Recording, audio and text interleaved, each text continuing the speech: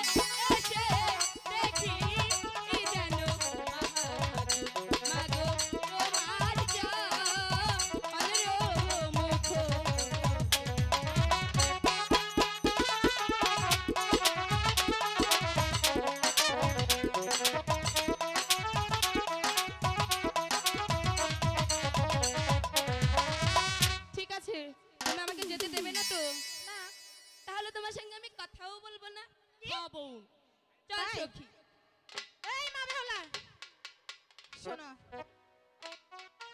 একমাত্র মেয়ে আমার না খেয়ে থাকলে অনেক যন্ত্রণা সহ্য করতে পারবো না।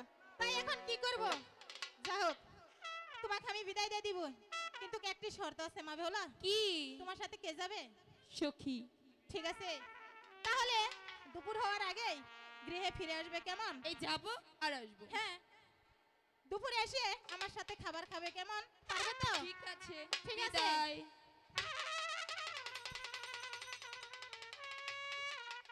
মারবো সখী, মা আমাদেরকে বিদায় দিয়েছে, তাই না? চলো আমরা এবার ওই শানবান্ধা ঘাটে যাবো। হাই গো